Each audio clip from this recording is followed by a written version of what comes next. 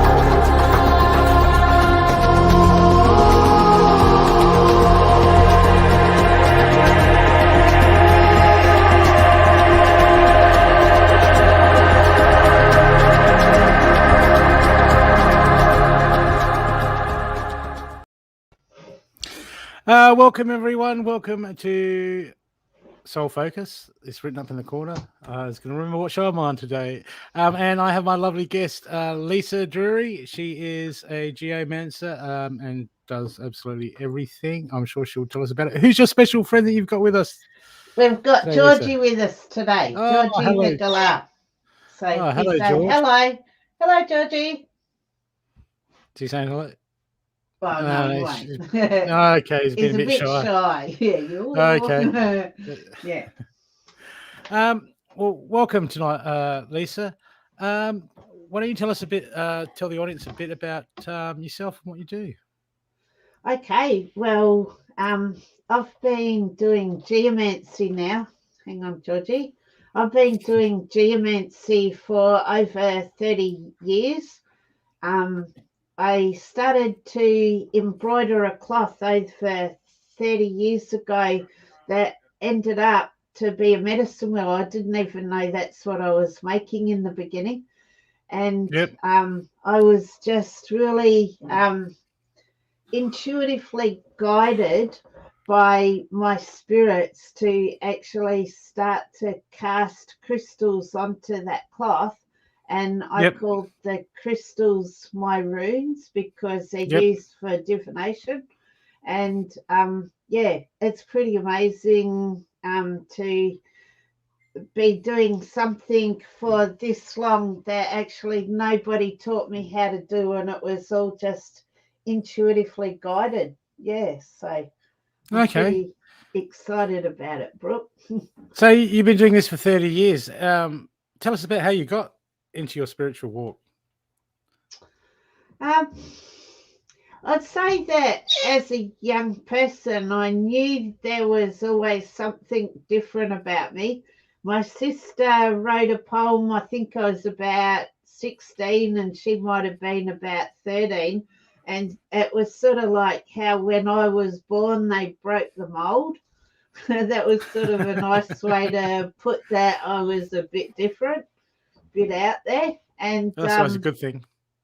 Yeah, well, I think when you're young and you want to fit in, it might not be so good. But as you get older and you get more comfortable in your skin and more sort of at home on the planet and, happier with what it is that I do, then it's sort of, then it's all right.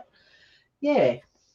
So I think what I do is a multi-dimensional tool to assist other people with a holistic view of their life and also, spiritual awakening in a way. I think it's more than just a reading. I believe it's actually a healing too.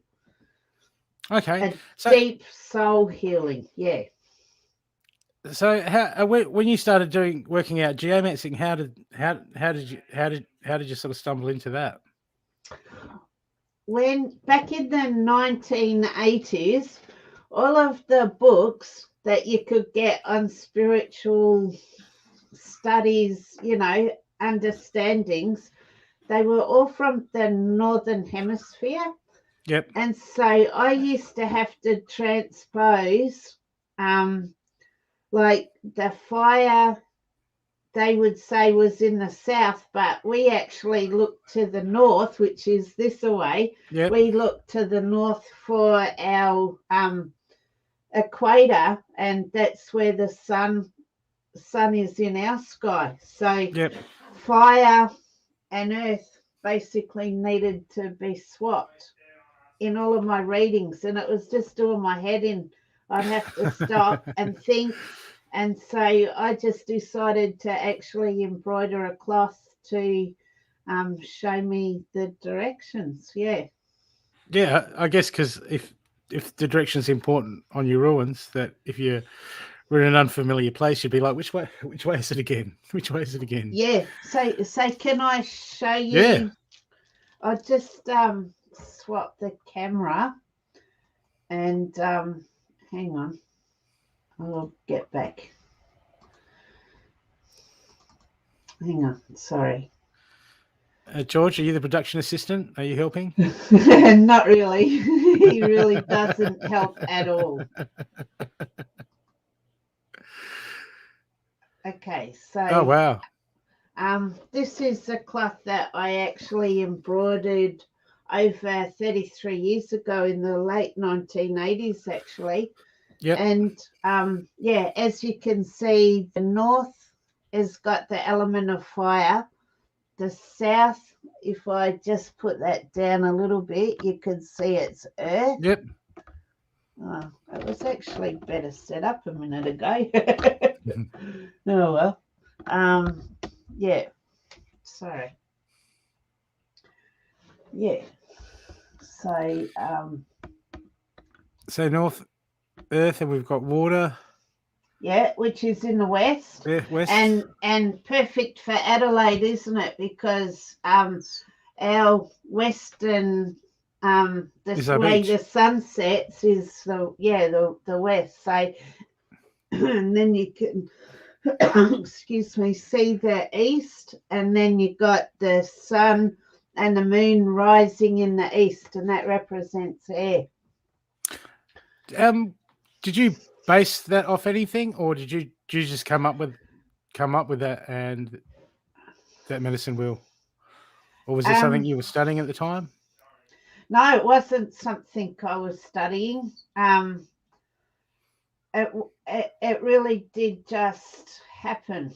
And then I found out after I actually finished the embroidery that it was actually a medicine wheel that I was making.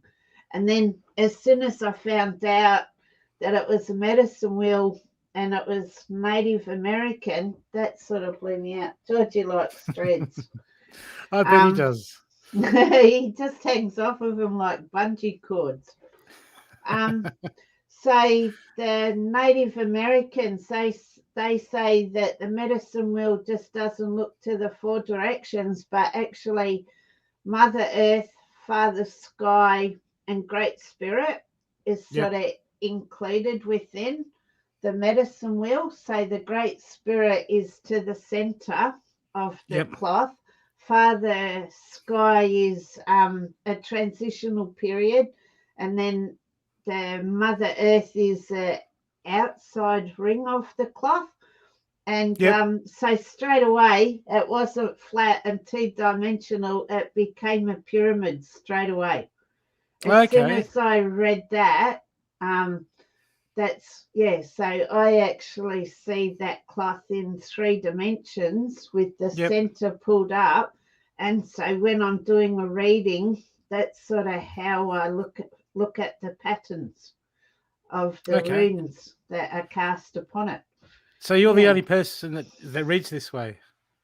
Yeah, nobody taught me how to do it. It was all intuition.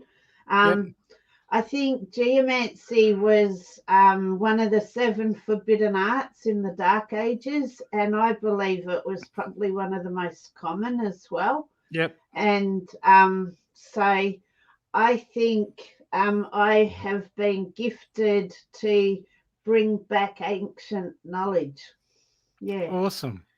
And the really important thing is, like, I'm sort of reaching an older age now. I'm going to be 60 next year, and my goal will be to actually teach other people how to do what I do. So that's what I've been working hard at doing. So, are you still writing a course out, or have you got students at the moment? I'm writing and getting the cloth printed and make it, gathering enough runes together, or crystals that are going to become the runes. Yeah. So these are semi-precious crystals. Yeah, so they're all my runes, but I'm going to actually give people their own set that they'd be able to use as part of the course. Yeah, so that's pretty exciting. Do they have symbols on them, or do you just read them? No symbols, no. The Viking runes have symbols, and that's actually how I first got into it, Brooke. I was like, the tarot deck, I think is amazing, right? So don't get me wrong. Yeah, George likes it. But the tarot's never really been something that I've really wanted to study. But as soon as I found the Viking runes, and I understood that they were actually pre the written word, so they're symbols that have been used for how long? We don't know. We don't know.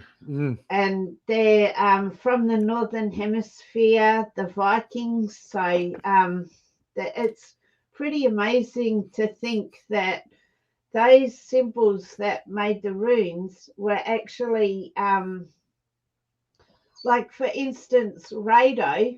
We're sort of doing radio at the moment, and radio as a Viking rune represents communication. So I think even our language really is reflected within the Viking runes. So it just fascinated me. Yeah, the phonetics in ancient symbols. I mean, ancient symbols and ancient words, people don't understand the connection. Yeah. I mean, even the word spelling, it's like, well, watch what you say, people. It's a spell. Yeah, that's right. Yeah. So when you started to, so tell us a bit about the runes that you first started studying. Where that was helpful. Yes, I was gifted some Viking runes. Sorry, look, he's not really allowed to play with them. I was gifted some Viking runes, and I was just pulling out a rune a day and learning them, who they were, understanding, and then it'll be pull 3 runes out for the day. And I just think I wanted more. And so that's why I actually started to embroider the cloth. Because I think instead of just having the runes as they are, you can actually look at them in each of the different elements that make up our life. So, for instance, fire is spirit. So when talk about radio again, like, you can talk about, the spiritual communication you have. Air is our communication and our thought processes as an element. And so that would be actually how well you communicate. That's what radar would be talking about within air. So in the earth, which is our physical body, like, how well are you listening to your body and all of its messages? Like, do you ignore pain, for instance? Like, so that's just another dimension to it. And then with your emotions, I think that emotion is really, really important in how we actually handle things and what our perception of things are. So if we were frightened, say, as a child by something, it might really skew the way that we think or we talk about a particular thing. So radon in water in our emotional body, like if you can learn how to discover the true emotion behind it, and then have a look at it and unpack it a bit, then I think you can grow spiritually, grow as a human being, grow mature, like, Well, it's amazing. People try to do all this stuff, and it's you got to keep. I find myself sometimes reminding myself and other people that you got to do the inner work to move forward. Yes. People just, I can give you a you can go and do this meditation, go and do this activation, but it still doesn't get around the fact that we've got to dig up all that stuff and deal with it to move forward. So that's just one rune, one Viking rune, and you actually have 24 in the bag plus a blank one.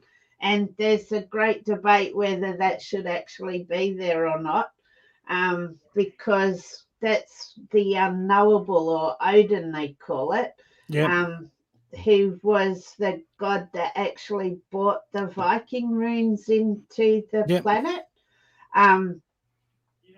And to me, the story between the Viking runes and also the symbols that you use in Reiki, like, to me, they're hand in hand, how Dr. Isu brought the Reiki symbols in was so similar to what Odin did, like hanging himself upside down in the world tree and not drinking and eating for all those days, and then he actually spies the runes and then brings them in. So as I was learning about the runes, I just was blown away by all of this sort of stuff. And so I wanted to make the medicine wheel, which I didn't know it was a medicine wheel at the time, but I thought, if we look at it in these 4 different aspects of ourselves, that would be interesting, and it'll keep me entertained. And, doing the embroidery was quite fun too. And then people kept on gifting me the crystal runes. And one day somebody gave me another beautiful semi-precious crystal rune, and my heart dropped. Could you believe it? It was a gift. Wow. Thank you for giving me the gift, but my heart dropped, and it was like, God, like, what am I going to do with them? They're going to end up in a bowl with dust all over them. Like, I wish they could actually mean something. And then it was just from that wish that then sort of I go, oh, how about I just make them mean something? And then the whole thing, like, of course I had to work out, I needed to buy a few more crystals, but this was back in the late 1980s, and I've been playing with the same rocks ever since. Oh, nice. Yeah. And people don't realize all that over that time, all that intent that you've put into your own crystals, using them, that actually strengthens their energy. Well, that's so they were semi-precious crystals in the beginning, and as soon as I chose to make them be part of geomancy readings, which is a divinatory, divine practice, for divination, that's when they became a rune. So they don't need any symbols on them. I just gave them their meaning back in the late 1980s, and they know exactly who they are. They've never changed, Georgie. They've never changed, and so the only thing that changes is actually where they're cast upon the medicine wheel, and every single reading is different. And that's why I say, Brooke, I think it's a healing more than just a reading, because they show the patterns in our life when we cast them randomly onto the cloth. And then you can actually take away a rune, and then you've changed the pattern of your life. I couldn't tell you how it works. I've got no idea how it works. My best guess is that the crystals have been programmed, like you said, and this is over 33 years now of being, I just know who they are and they know who they are, right? So that's their programming. And so I believe the crystals are our older brothers and sisters because, like calcite, for instance, you know, we have calcium in our bones. Silicon, the quartzes, like that's actually in our hair. Like we have the same molecules as what the crystals do. We're all made of stardust. There's only one place where everything comes from, and we're actually all part of it. And so I believe the crystals work with our soul, our higher self. Well, my higher self, and if you were having a reading, your higher self, and the crystals are actually, they are they have the library of Gaia's, you know, that they just have a whole library of knowledge and wisdom. And so to be able to tap into that, I find it really exciting. Actually, I'm so honoured about what I do and how I do it. The stories that other people have allowed me to share with them. I just think, wow.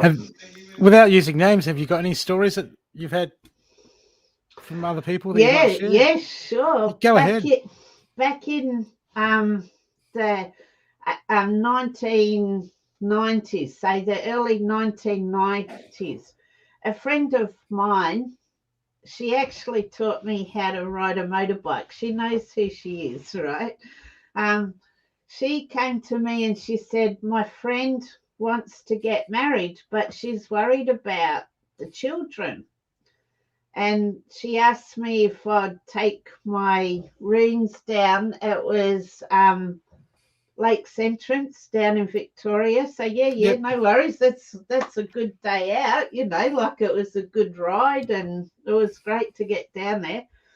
So I cast the runes on the cloth, and the children's stone, which is this one, right? The child's stone. So that one's rhodonite, sorry. So that was right in the center of the cloth. And I told you that I see that as a pyramid. So that was right at the tip of the pyramid. And then all of the other runes actually spiraled around it in about 4 rounds. And it ended up with the rose quartz, which was actually, that signifies love. And that actually ended up in water. So that was the emotional element, you know, or quadrant. And so I just said to her, look, don't worry about it. The kids are central to it all, you know, and you're doing it for love. And so I wouldn't worry about the children. It's a beautiful thing. And she's actually passed now. And her 2 girls still call that man father, right? So they still see him as their dad. And when my friend actually shared a Facebook post with me of this lady's, her daughter had put it in there for, you know, Facebook to say, see your mum. And it was her favourite photo. Well, it was her mum actually in a mini golf course on this spiral hole, and she was standing right in the middle of it. So I saw her life as being a spiral around the children. And then even at the end of her life, her daughter chose a spiral, her standing within a spiral as the picture that she put onto social media to say goodbye to her mother. So tell me how that works. Not just a coincidence. No, so that was in the early 90s that I actually saw this lady, and I would say it was only a couple of years ago that she passed away. So, Yep. Good 25 years in between, and it's still the pattern in her life. Excellent. That's lovely to hear. It's good when it works out like that, when people get that information, because, you don't want, that information comes along to help people just relax, because you know how uncertain people get when they get anxious about things. That's why I love the medicine wheel, because by having the 4 elements, right? 4 elements. So first off is spirit, then you have your intellect, then you have your physical, and you have your emotional. That actually is our human experience. So when we can actually find the center of those 4 elements within ourselves, or the balance between the 4 elements, we're actually within Great Spirit. We fully acknowledge that we are a soul in a physical body instead of the other way around. And once we acknowledge that for ourselves, we actually then have to extend our soul to encompass everything. Like your soul and my soul is the same energy. We are part of Creator, I am God, you are God, the bird is God, even the grass is God, it's just... Everything's a singularity. Yeah. So be nice to everyone, people, because you're just doing it to yourself. Indeed. There's more to that than meets the eye. So you do a lot of apart from the geomancing, you have a lot of do you do any ritual work? Or I know that you do a lot of you make spiritual things. Yes. I suppose I've always been a bit of a lone wolf when it comes to that, but I do work with spirit. See, I believe I'm a shaman, or shamanism, and to me, neo-shamanism would be a probably more accurate term to put it, but I can't be bothered the spelling, So to me, it's when you listen to spirit and actually use what spirit has suggested. So right from a young age, Brooke, you asked me how I got into it. I've actually been clairaudient, so I would get a word or two, and then you go, oh, where did that come from? Okay, that come from spirit. Or else visual, like I've seen some really strong visions, like I think I was in my early 20s, and I saw a witch's hat, and it was beautiful purple, and I go, wow, I recognize that face under the hat. And it took me a while until I recognized that actually that's my face. I really didn't understand, it wasn't like, oh, wow, that's me. It took me a while to sort of believe it. And so the crazy thing is, I don't actually call myself a witch, because I love their philosophy. I think the witchcraft philosophy, it's my truth. It truly is my truth. But because I don't practice as a witch, I just do my own what you're talking thing. about, Wiccan? Or yeah. Or was it? I guess a lot of that stuff. There's different sectors all over the world, in all the other cultures, for that sort of stuff. So I'd sooner say shamanism, because I believe that's a real connection through earth, through animal spirits, through spiritual guidance. That's just how I see it. And we're only just talking terminology. So I think the Wiccan actually deserves all the accolades that I can give it totally. But and you know, if somebody wanted to say, yeah, you're a witch, like I'd have to agree with them, but I don't actually identify with witchcraft as much as I do shamanism. So to me, they're similar, you know. I think it's just a word. Yeah, like what people use from what's around them. Yeah.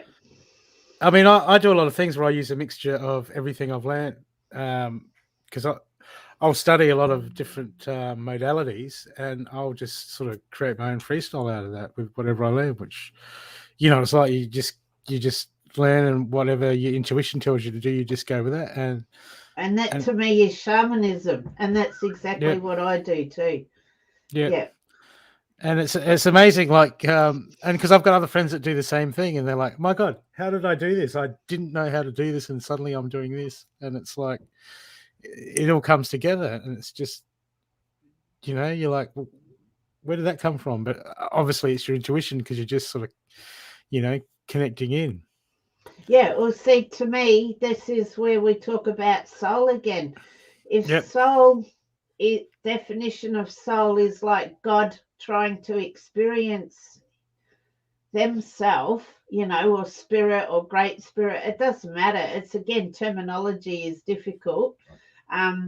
Like all my human body and my ego is about the God experiencing themselves through my, you know, what I actually do. And then the closer that I can connect to the earth, and that's why I'm a geomancer, because I use earth, and the elements of the earth to me is what turns me on, you know. And so that's through earth, like my tree, my peach tree in the backyard, she actually looks after the skins as they're in the bath. The what? And the skins for the drums that we make. So I've got to soak them to get them wet before I can make a drum. Yep. And then, so after I picked my peaches, right, I, you know, thank peach tree, thank you so much. Like, I love your fruit, and I share it. The first bucket of peaches actually goes up to the Buddhist temple. That's just 2 k's up the road. So Kuan Yin, you know, she prays to the waters of the world. And, you know, I think it's wonderful when you can join in with other people's belief system, and, you know, you go, here's a whole tub of peaches, please enjoy. And so anyway, thank you, peach tree. And I saw a vision in my hand of a peach, and then she turned it into a love heart, you know, like, and then that was beautiful. And then I'd go down to my apricot tree in the front yard, and then instead of doing the apricot, she just gave me the love heart straight away. So like the peach, you know, this is the earth. On the place where we live, we can actually talk to the plants, talk to the animals, and they actually communicate with us too if we let them, if we're open to it. Yeah. So the peach in the backyard has actually told the apricot in the front yard, hey, she likes love hearts, just give her one of those, you know. and beautiful fruit to share, you know. Yeah, and more so than people believe that they're, you know, there's more to animals than I want to go outside and I want something to eat. They're far more deeper than that.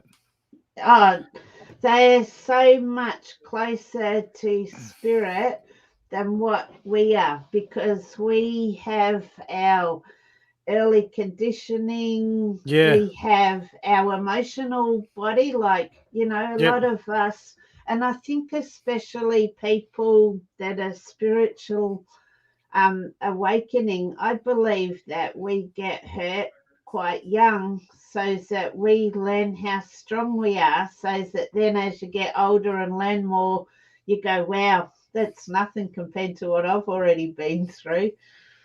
You know, so I really do believe that we're tested and tested and tested, and the more you come through your tests, this is spirit testing us too. Yeah, and it's all about perception, isn't it? Like a lot of us here, that we've picked our lessons, that we've come here to learn as a soul, for sure. Yeah, and some people believe at the moment we're picking our tribes too, Brooke. So I think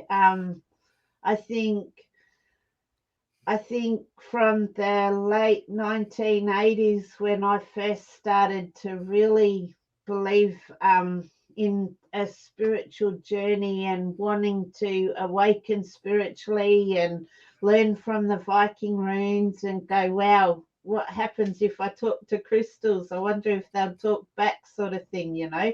I think that back in the 80s that we were more pioneering, but now, because everyone thought I was crazy, like, oh, don't worry about her, she's just nuts, you know. It's out there, the crazy ones.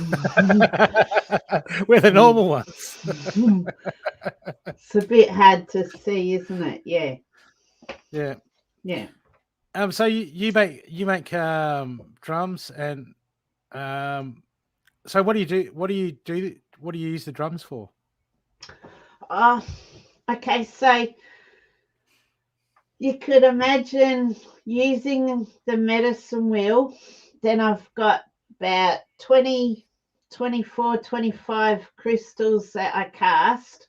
And one of those crystals actually represents the Viking runes, which that's another 25 crystals. So like, I'm talking there's over 50, 55 stones, because I actually got another 5 here that can be whatever you want them to be, right? So that's like 55 stones, and then there's Great Spirit, there's Father Sky, there's Mother Earth. That's 3 different levels, and then you got the 4 different quadrants as well. So you can imagine how multi-leveled, multi-dimensional, how much knowledge is really wrapped up in all of that. And so I think it's going to be fantastic to teach it to other people, and I have got people who are really, really keen to learn how I do stuff. So it's been really interesting writing it out. But the drums, I believed, were actually going to be a little bit more simple to actually access your own spirit. Like, the first thing that we hear is our mother's heartbeat. That's with our ears. And that's rhythm. Like, you got how many seasons? We say there's 4 seasons in a year, but the Aboriginal, the First Nations people, they go at least 5, if not more. Like, so many different things within our life are in rhythm. And by using a drum or a rattle, we can actually connect through to those rhythms. And the shamanic drum has like been called the shaman's horse. So you takes you places. Yeah, it does. And like, everybody knows it, because we could go to a concert, you know, and as long as it's got like a beat that my heart can work with, like, my whole mood can change depending on what music I want to listen to. And everybody is the same. And so the basis of music is rhythm more than the melody. I believe it's the rhythm that connects us first. And so that's what the drums, So I thought when I sort of got into making drums, I make the hoops all myself as well. A lot of love and attention goes into making the drums and also putting on the workshops. Yeah, I thought it'll actually be simpler and easier for people, but I don't think so. Like I think the drums and the rattles and the rhythm and that has got as much depth and just mystical, magical connection to the earth than what. Yeah, to me, I believe the drum actually connects you to the first sound which began the universe, because everything is vibration. Every cell in our body actually has got electrons going around a center, and they work in a rhythm, and it's amazing. Like our chemical bonding, right? Yeah. You have eight electrons going in the ring around the outside of it, and then after you get 8, which is a whole octave of notes, then you actually have to get another ring around that, like, so they actually do work in 8s once you get up that number in the periodic table. Yep. And it's like, wow, so how do our elements in our periodic table actually work to the same number as what the notes do in a musical scale? And to me, that is just again, that's that mystical, amazing knowledge that when you open yourself up to it, you go, wow.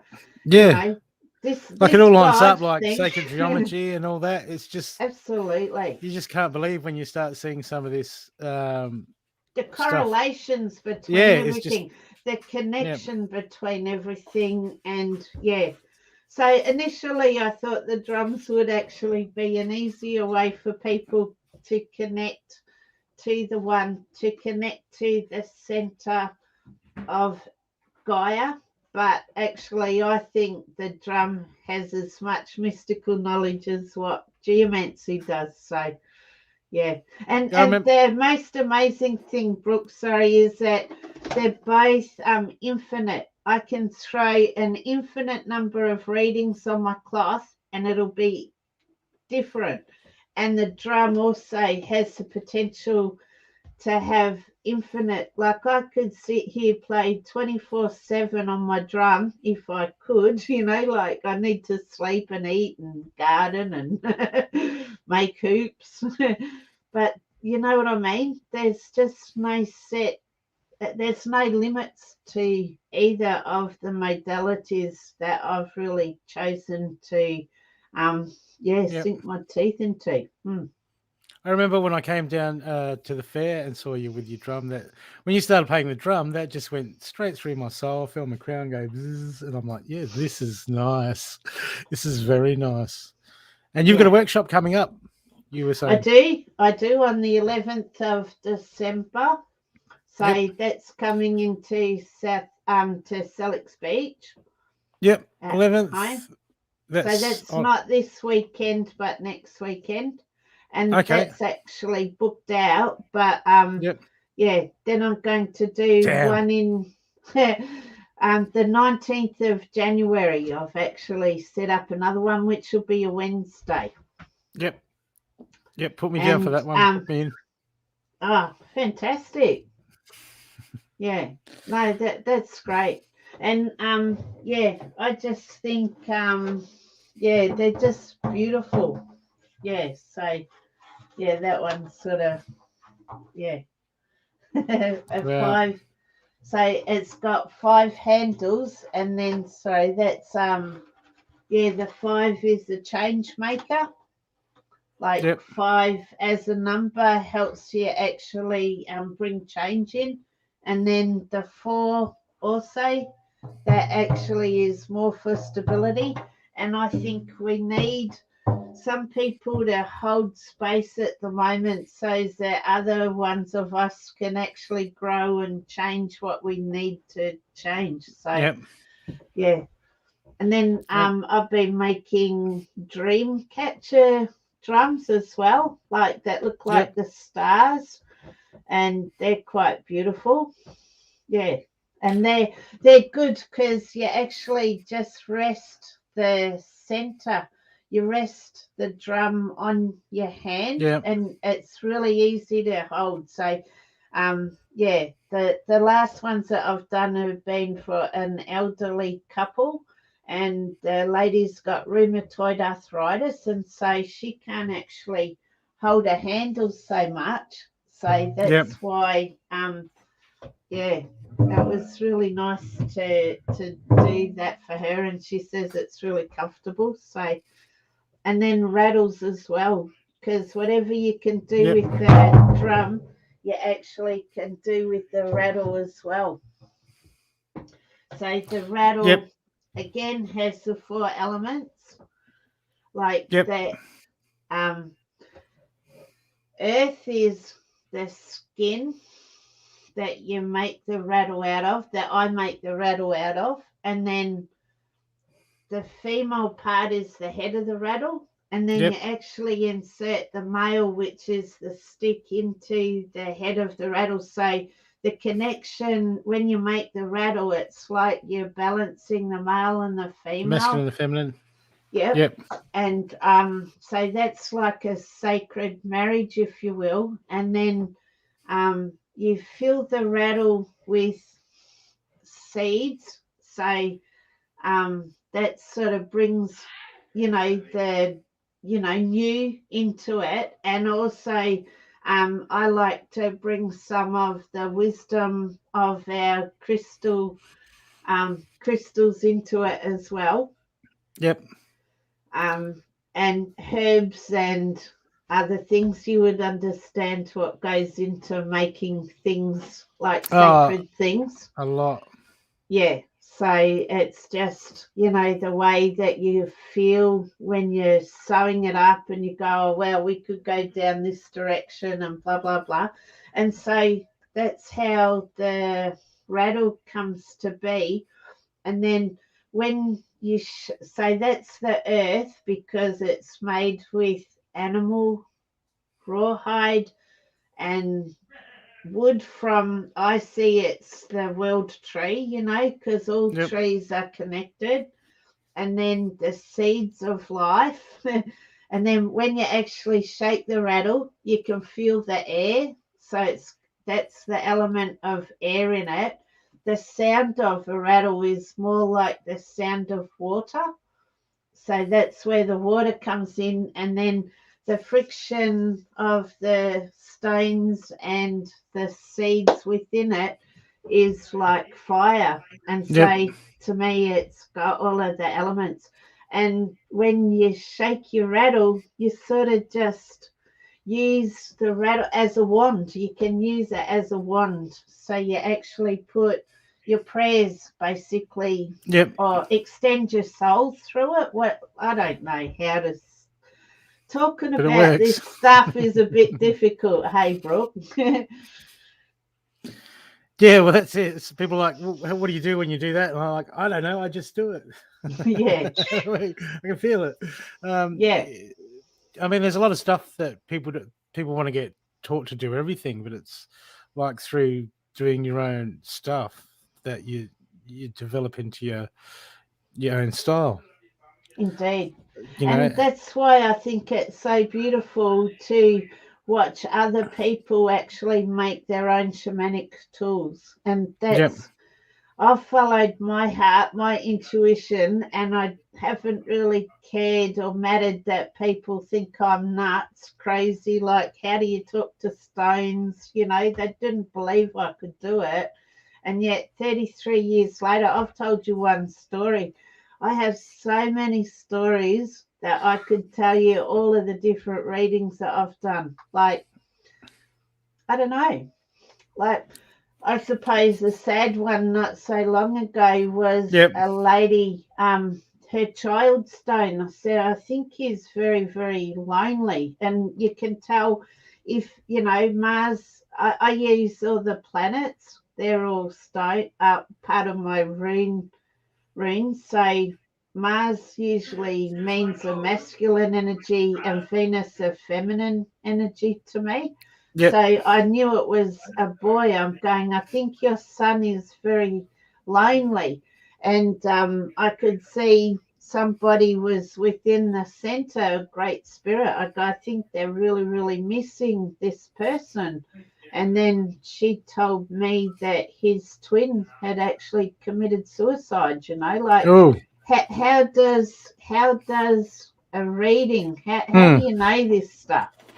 How do the stones know it? But they were able to talk to this mother and then say, look, I think you need to really take care of your son, and that's what they were talking about.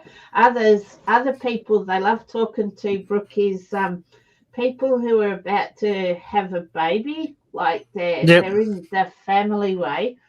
And then often the guys will come and have a reading because I think it's a bit different, They go, oh, yeah, I'll check this out. And then I've had 3 different men bring their ladies in to see me as well. They've sort of hunted me down on Facebook. Where's my next event?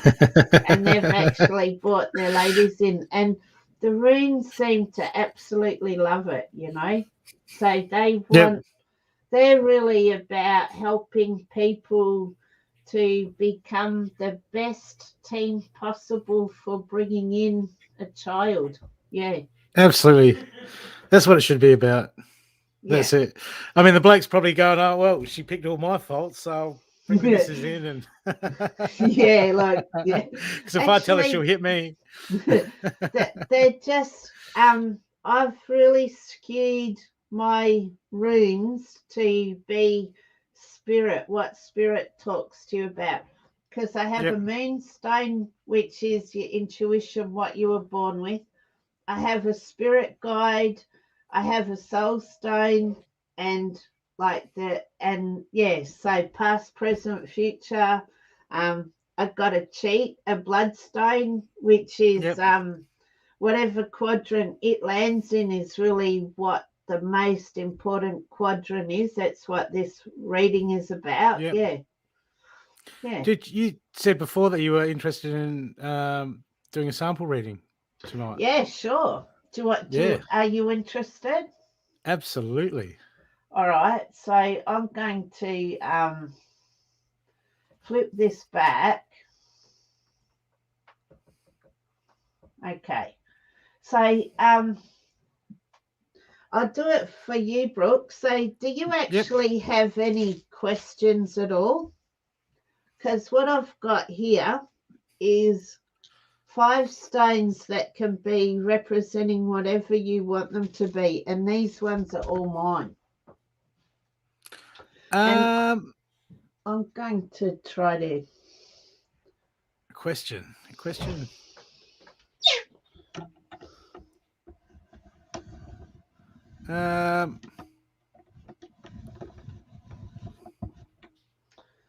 You don't have to tell us, but okay.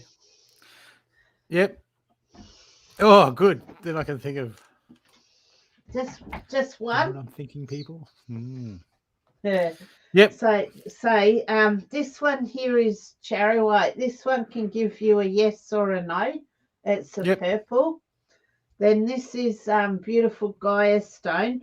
I call this one rose. This one is chestolite, so it's sort of like got the cross on it, as above, so below. And then this is a banded jasper. So which rune would you like me to use to represent your question? The chestolite. This one. Yep. Okay. So what I'll do then is I gather them all.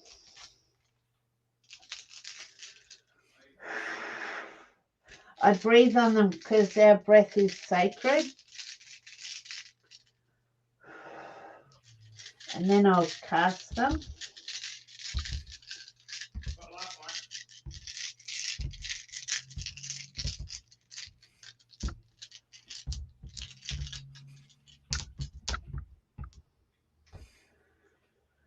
Okay. So again, I see this as a pyramid. So the Viking runes is here, and the line between fire and water to me is the line of love. And this one here represents the Viking runes. And it's actually sitting right in the middle of the present time and the future. So what's happening right for you at the moment, Brooke, is that you're opening to love. Yep. There's a real sort of opening. That's what Kano's sort of about, is opening. So it's like turning the light on. So I think you know that your future's going to be so much better than what you've been doing in the past. Absolutely. All right. So I think part of this love is that you're with your soulmate too, because this is your soul stone, and this stone here is a Crondor fossil.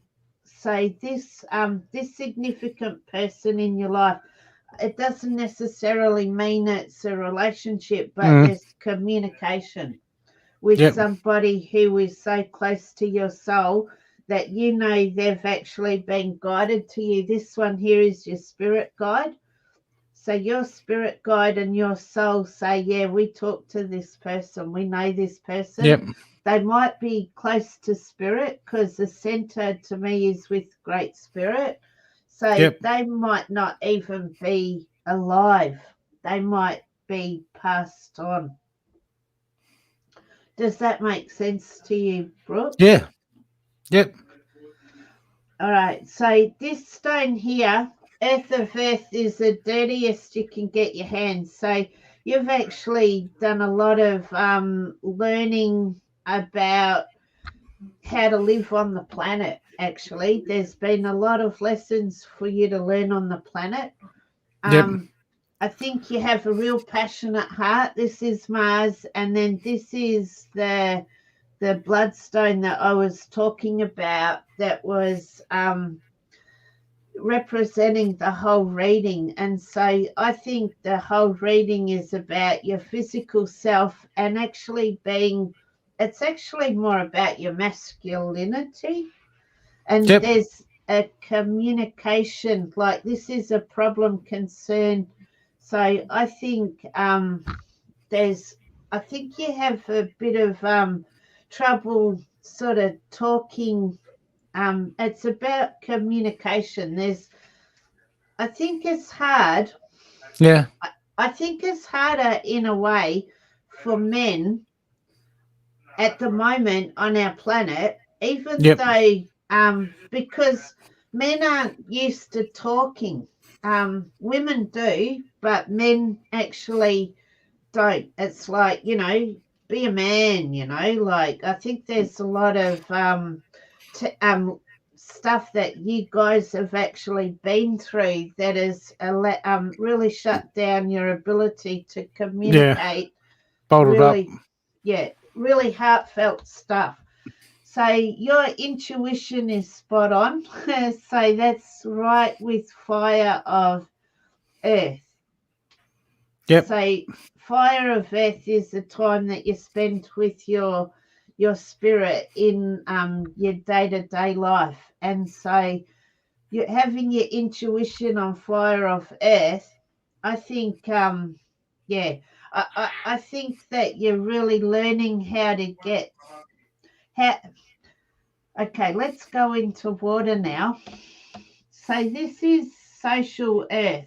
So people, you love people, right? You get a whole heap of connection with spirit from people, because these three whirlpools here, the triads are in our heart, like we can go past, present, future, body, mind, spirit. We work in so many threes in our life. It's my favorite number.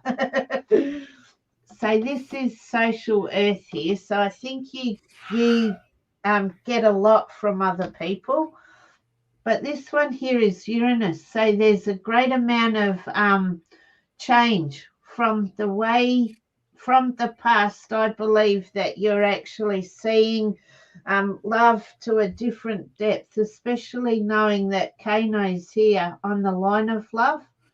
And I think that's what you're trying to communicate at the moment. And it's not easy to find the words. No. For anybody. Like, this isn't just you. This is like, how can you express to other people how much it really means when they actually go, hey, I know what you're talking about. And it's like, oh, wow, you're my family, you know. It's like, yeah, I think our language really falls short in many ways. But your goal is to learn how to communicate this love in a different way from a higher perspective. And then the past is you're letting it all go. But this is a lot of self-love. And you've got Chiron. So Chiron is actually our wounded healer. So Chiron is allowing you to bring this passion forward into your heart and to step it up a different level so that you can actually learn how to communicate to other people like the depth of your feeling.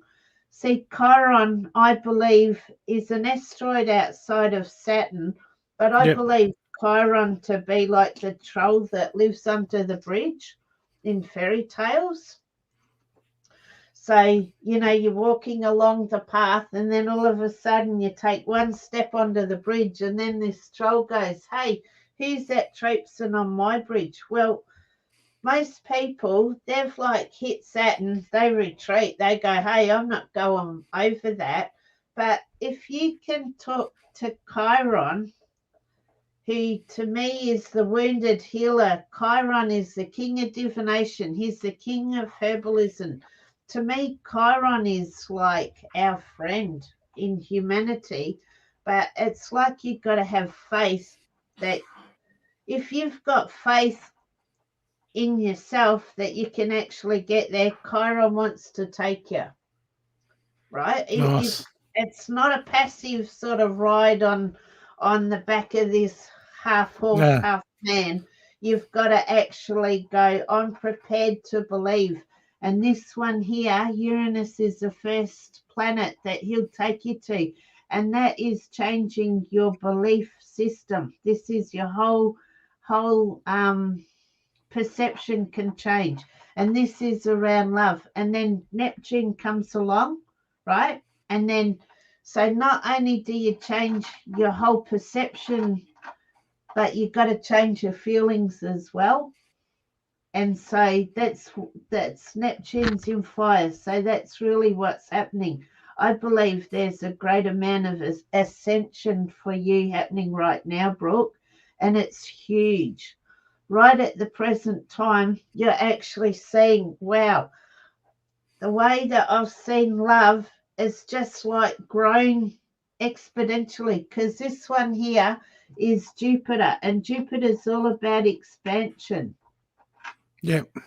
Right? So, and because the white side is up and not the blue side, you're the one that is actually bringing this expansion on for yourself. Neptune is working with Venus here, and Venus she's actually the goddess of love, but she actually really helps you with your value system. This one's Mercury. So Mercury is on the line of love. So you're actually loving the way that you're thinking and the way that you're speaking your words. And then that's crazy here, because then you go, so where's the problem and concern? But it's actually the problem and concern to me is more universal, because our communications are not easy when we're talking about feelings. Yep. Because what you say and what I say, like, it's all due to our perception, isn't it? You might say something to me, and if I don't take it the way that you want me to take it, then I miss your point. Yeah. That makes sense, doesn't it? Yeah. Absolutely. So Mercury is the first rock from the sun. So the sun lights up. So Mercury is about thoughts and communications. And then the first rock out from Chiron is Uranus. So to me, Mercury and Uranus have got the same energy to them. They're about changing perceptions. This one is at a lower frequency than Uranus. So Mercury, if we were talking music again, Mercury's down the bottom of the piano and then Uranus is at the top. Then Venus is the next one out. So whatever Mercury sees, Venus sort of starts to go, yeah, I like that one. Or no, I'm not real keen about that. So Venus is about a value system. She helps you do stuff, work out what you want to do.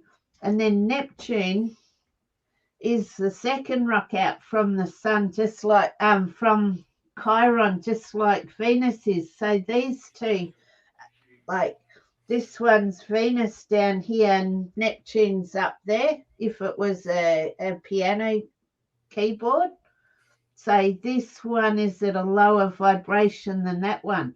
So you have your thoughts over the line of love raising in energy right to your heart. And then you have Venus coming straight out of the volcano, which is fire of earth. I didn't know how else to express spirit than that real physical, explosion of a volcano. And so there is you're actually able to express how much you're changing within, you're raising your vibration. So this is like feeling, but this one here is like visionary feeling. This is thinking, but this is like, miraculous thought, it's a different perception. So I think that right at the moment, you are really expanding on all levels. That's why you've got Kano here saying, and you're loving it. Absolutely loving it. You go, wow, spirit has just given me something. So, do you have kids, Brooke? No, single, no kids. Okay, so you're working with your inner child. Is that how you're doing some of this growth? Because this is child stone here, and this is your sunstone. So the sunstone is what you shine out onto the world, and this is the child. And the child is between the sun and Pluto, and you can't, that's as far as our solar system goes, hey? So like instead of, this is you having a childish look at life to learn all the lessons of life. And that's no way is that an insult, because child, it's like you learn things new all the time. Yep. Is that a way to say it, Brooke? Does that make sense to you? Yeah, that makes sense. That makes sense. Because Pluto, can I show you this, right? Let's see it. Let's see how that's actually infinity. Can you see how that looks like? It looks like infinity. Can you see that? Yep. And then the other side of it is blank. So Pluto is like all or nothing. Pluto is as far as we can get in our solar system. So Pluto, in my book, is self-fulfilling prophecy. So this is like the child in you is saying, wow, we can have infinite. Like we can there's no limits on what it is that we can do. Awesome. And this here is all of the lessons that you've learned, right? So see how that's like a lovely sort of curve out of there? Yep.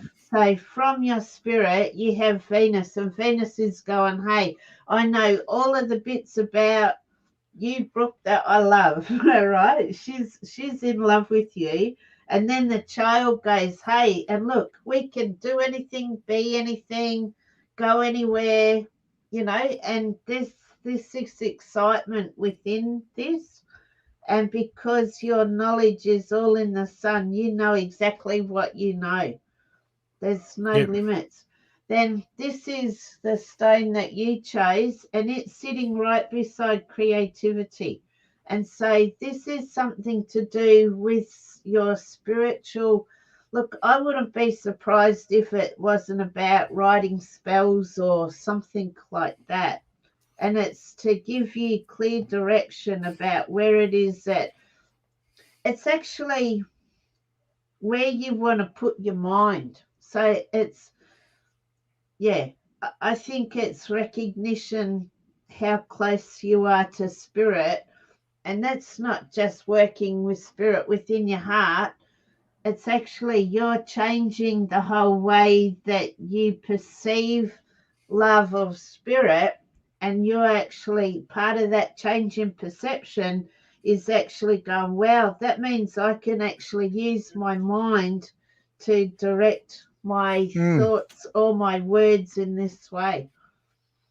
Yeah. Does that make sense? Absolutely. Awesome. So, That answered my question. It did? Yes, it did. So can you share your question with us? No, I was just wondering about moving forward with my pouches, how well they would do. Okay. And because they're healing. They're this is about spell tools. work. That is. So this is actually about spell work, hey? I say that because I enchant within the center. I enchant items, so I don't just make them. I do full on enchanting. Which is directing your mind, your thoughts to what it is that you want them to be.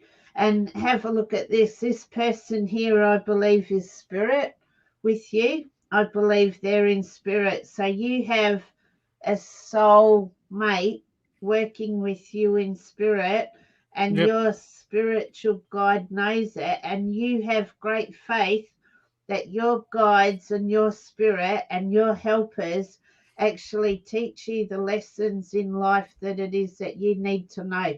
And the only thing, this is a problem and concern. It's like, how do I express the depth of what it is that I do? Do you agree with that? Yeah. Don't we all? Yeah. Yeah. That's amazing in depth.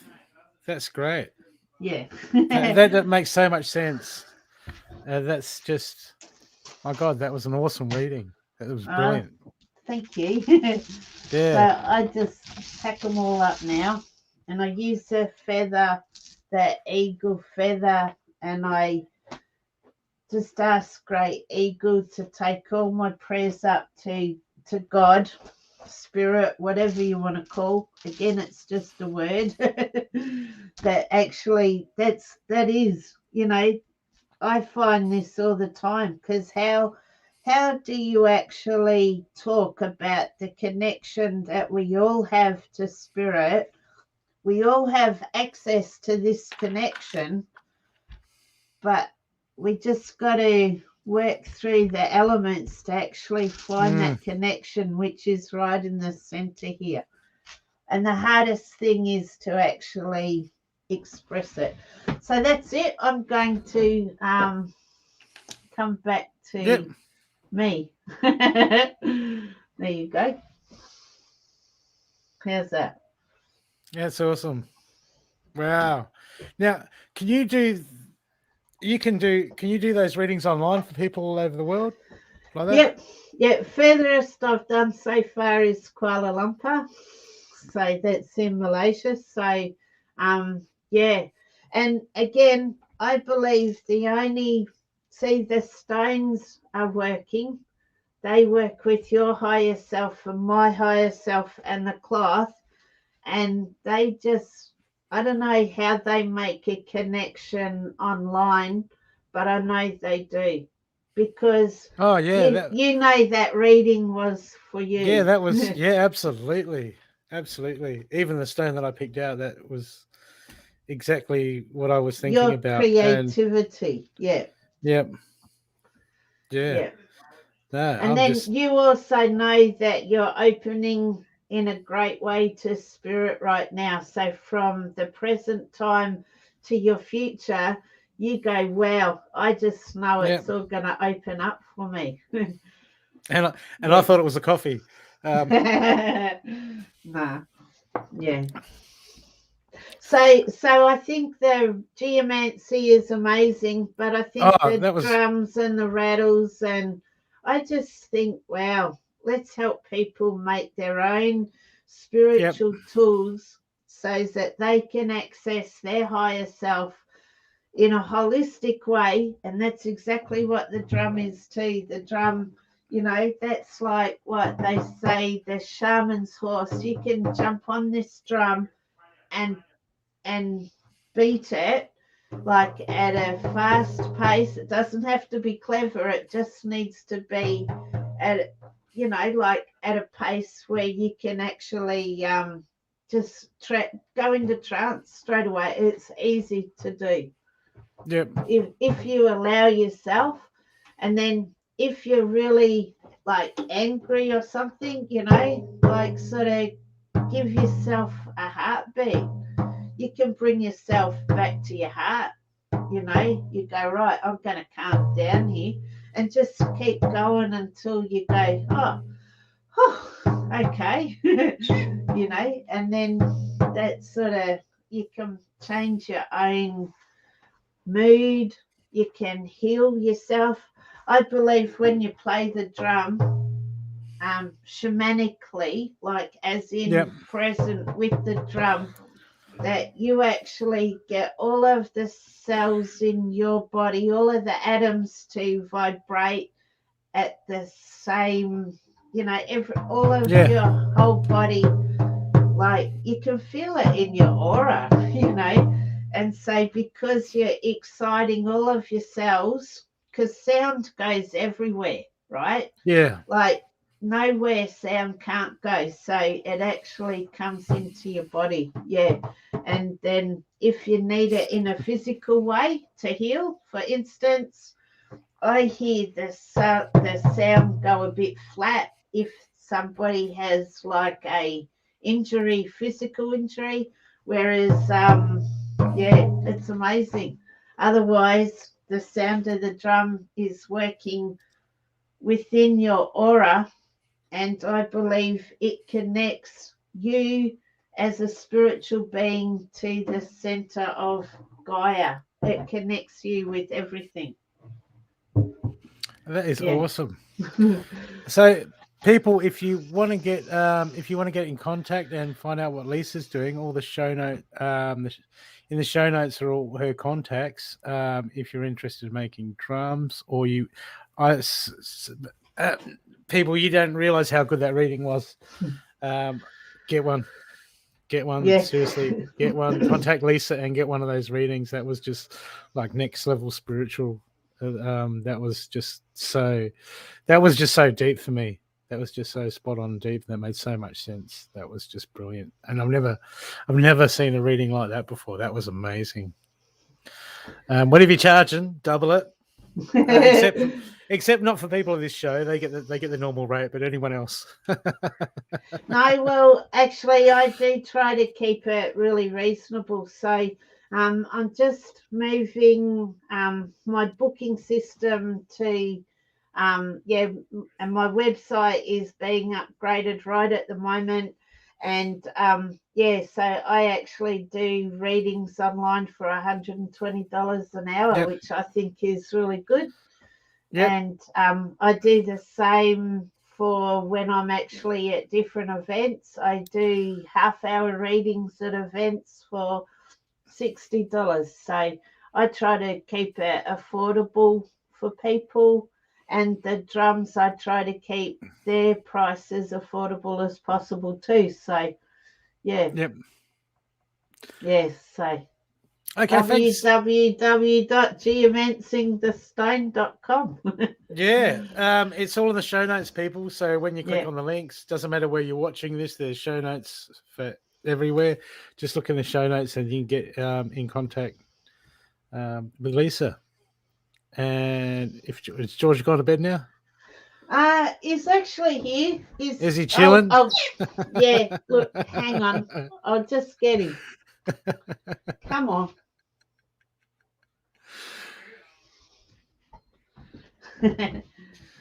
Yeah. Say night, good night, George. Georgie. Good night, Georgie. Good night. That's it. He wants some seed and some shut eye. Well, thanks, Brooke. That's been exciting. Really, really nice to share what I do with people. Oh, it's awesome, and it's good because people just hit Lisa up for a reading. I know I'm going to go down. I'm going to make a drum on the 19th. Book me in. Absolutely. Yep. Okay. Well, thanks for coming on, Lisa. Thanks for your support, George. Couldn't have done it without you, mate. And cool. Everyone have a lovely time, and we'll see you next week. And don't forget, we've got Sunday and chilled readings. I've got with the girls on Sunday. So see everyone. Have a lovely night, and thanks again, Lisa. See you later, people. See you, George. Ciao.